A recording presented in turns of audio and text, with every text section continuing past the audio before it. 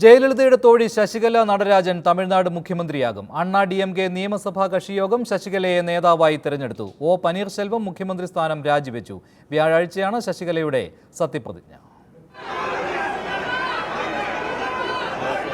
2 മാസത്തെ ആകാംക്ഷകൾക്ക് വിരാമമിട്ടുകൊണ്ട് അണ്ണാ DMK general secretary VK Sasikala തമിഴ്നാടിന്റെ മുഖ്യമന്ത്രിയാവുകയാണ്.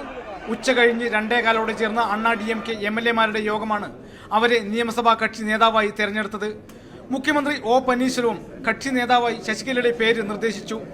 നിർദ്ദേശത്തെ MLA-മാർ നിറഞ്ഞ കയ്യടിയോടെയായിരുന്നു എതിരേറ്റത്. അതിനു മുൻപേ തന്നെ പനീർശെൽവവും മുതിർന്ന മന്ത്രിമാരും പോയിസ് ഗാർഡനിലെ വസതിയിലെത്തി 2 മണിക്കൂറോളം ശശികലയുമായി ചർച്ച നടത്തിയിരുന്നു. തുടർന്ന് മുഖ്യമന്ത്രി സ്ഥാനം ഒ പനീർശെൽവം രാജിവെക്കുന്നതായി യോഗത്തിൽ പ്രഖ്യാപിച്ചു.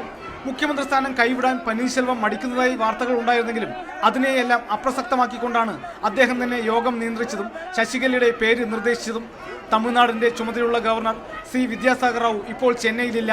അദ്ദേഹം എത്തിയാലുടൻ നിയമസഭാ കക്ഷി യോഗ തീരുമാനങ്ങൾ നേതാക്കൾ അദ്ദേഹത്തെ രേഖാമൂലം അറിയിക്കും.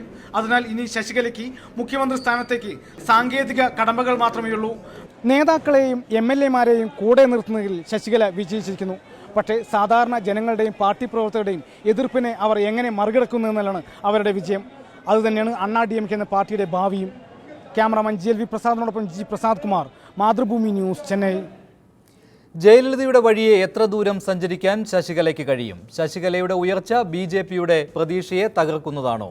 മദ്രാസ് സർവകലാശാല മലയാളം വകുപ്പ് മുൻ മേധാവി പ്രൊഫസർ CG രാജേന്ദ്രബാബു, ചെന്നൈയിലെ സാമൂഹ്യ പ്രവർത്തകനായ അൻവർ, BJP നേതാവ് PS ശ്രീധരൻപിള്ള, ദീർഘകാലം ചെന്നൈയിൽ ലേഖകനായിരുന്ന മാതൃഭൂമി കറസ്പോണ്ടന്റ് KA ജോണി, മലയാളിയും AIADMK വക്താവുമായ CR സരസ്വതി എന്നിവർ സൂപ്പർ പ്രൈം ടൈമിൽ ചേരുകയാണ്. ഒപ്പം അല്പസമയത്തിനകം AIADMKയുടെ കേരള ഘടകം സെക്രട്ടറി മസൂദും സൂപ്പർ പ്രൈം ടൈമിൽ ചേരും.